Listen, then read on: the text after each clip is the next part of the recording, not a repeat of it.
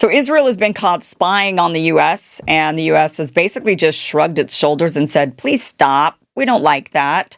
This is the report from The Guardian. Israeli surveillance targets U.S. and allies at joint base planning Gaza aid and security, say sources.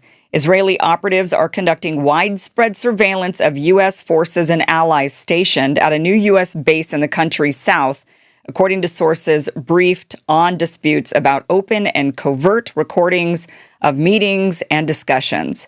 The scale of intelligence gathering at the Civil Military Coordination Center, the CMCC, prompted the U.S. commander of the base, Lieutenant General Patrick Frank, to summon an Israeli counterpart for a meeting to tell him that recording has to stop here, is what he basically said to them. So allies have apparently been told at this base, don't share any sensitive information, just assume you're being surveilled. Assume you're being spied on by our greatest ally, Israel. Assume you're being spied on, so don't share any sensitive information. And what does the U.S. government do about this? We just shrug our shoulders. We say, okay, can you please not? Just don't. Rather than making it the big deal that it should be, the fact that our greatest ally continues to spy on us, on our base. They ask us for help. We give them what they want. Then they spy on us, and we continue to give them what they want, which is turn a blind eye to their obvious insults and shady activity. And, this is not the first time that Israel has been caught spying on the United States. They spy on us quite often. Back in the 1980s, Jonathan Pollard, this was the big one, a Navy intelligence analyst, stole massive amounts of classified material, handed it to Israel. It was so damaging that the U.S. put him away for life. But Israel said, wait a minute, he's our hero, and basically advocated to get the guy released from jail. When he was released, he's greeted by Netanyahu as a hero. When he arrived in Israel, Netanyahu was there outside of his plane to greet him and to shake his hand and basically treat him like a hero. A guy that spied on the United States, Israel's greatest ally, and went to jail for it, but was given a hero's welcome when he was finally released after a lot of intense lobbying on behalf of Israel to try to get the guy out. In the 1960s, a Pennsylvania nuclear plant somehow lost over 200 pounds of bomb-grade uranium. Years later, declassified documents show the CIA and FBI strongly suspected it was quietly diverted into Israel's nuclear weapons program. No charges, no public proof, but U.S. officials privately believed it probably happened. So they stole nuclear material from us to make nuclear bombs, those bombs that they claim they don't have. And nothing was ever done. I mean, this is just the craziest thing about it, is that nothing, if China had done that to us, China sends over a weather balloon and everybody freaks out. Israel steals nuclear material and steals the nuclear secrets, and all they get is can you not do that to us, please? That would be really nice. Thanks. In 2019, this was also under the Trump administration, U.S. agencies reportedly concluded Israel was behind cell phone surveillance devices found near the White House. So they were spying in Washington and on the White House. These things can intercept calls and texts. Trump did not retaliate because he's a lapdog. Netanyahu called it a lie and said, oh, no, this isn't true. We didn't do this. But U.S. intelligence sources insist the text signatures pointed straight to Israel. And what did Trump do about it? Shrugged his shoulders and said, please, we don't really like that. But if you have to do it, go ahead. He might as well just say, it's okay. You could spy on us. So every time something like this happens, Israel just gets, can you just not? And then that's it. So they're spying on a U.S. base. It's a base that is in Gaza. It's the base that is meant to be, or it's in Israel. It's a base that's meant to help facilitate what's going to happen to Gaza and the Palestinians. The Palestinians, of course, are not allowed in on the negotiations at all. They're not in the room with the negotiations. But nonetheless, we've got many of our top brass there, and they're being spied on by the Israelis. And the Israelis say, oh, we're not doing that. And the Americans say, we know you are, but we just want you to stop. That's all we're asking. If you could just please stop. And no other consequences. Just continued lip service of Israel being our greatest ally. And they spy on us, and they do all of these things to us. Now, we are in some serious hot water. We banned Huawei from being in the United States because we said, oh, they might be planting listening devices. China might be planting listening devices using Huawei products, so we've got to just ban them from the country. But just imagine of all the tech that Israel could use to spy on the United States, and maybe probably is using to spy on the U.S.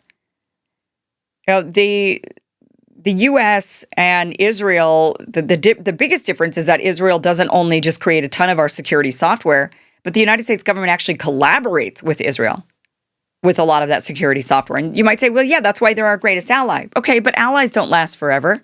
Countries turn on each other all the time. The colonies, remember, revolted against their own homeland, the British.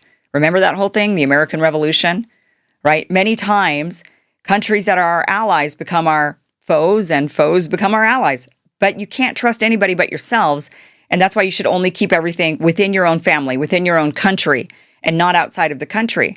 But instead, you know, we've treated China as an adversary. We've treated Israel as a partner. So Israeli surveillance companies, they ended up with all of these contracts, and now we are quite vulnerable to the Israelis. In fact, let's play a little war game scenario. Let's say the U.S. and Israel suddenly became enemies tomorrow. What would happen? What would happen if the U.S. and Israel wanted to go to war with one another? Well, you could say, well, Israel would be blown off the map because the United States is militarily way more powerful, which is true. The United States is. But Israel would fight a totally unconventional type of war against us.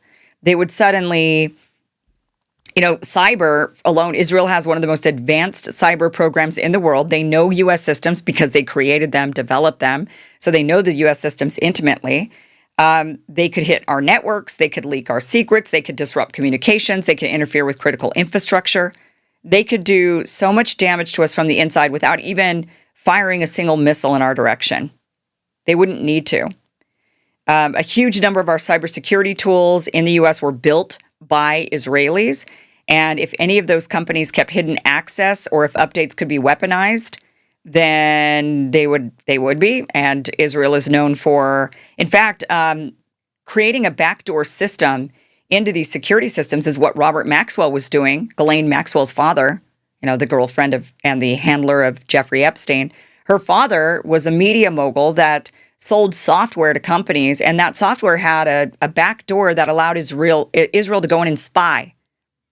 And so you know that Israel has developed all of these backdoor tunnels into our cybersecurity to spy on us and making it impossible to ever become enemies with them because they could take us down to our knees very, very quickly and easily without, like I said, even firing a missile.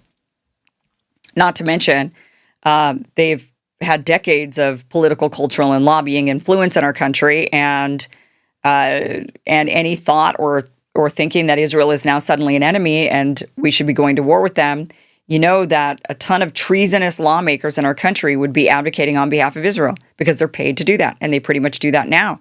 They pretty much send our reputation down the drain by endlessly supporting Israel with whatever Israel wants. But an unconventional war with Israel, well, a war with Israel would be one-sided, unconventional, Israel against us. How many bombs are in our pagers? You know, that's a question that many of us should ask. How many bombs are in the pagers of our politicians, just waiting to go off in case if they step out of line? I mean, is that a far-fetched question to ask? I don't think so. I mean, they're willing to do whatever it takes to protect their country. We, unfortunately, are not willing to do the same to ours.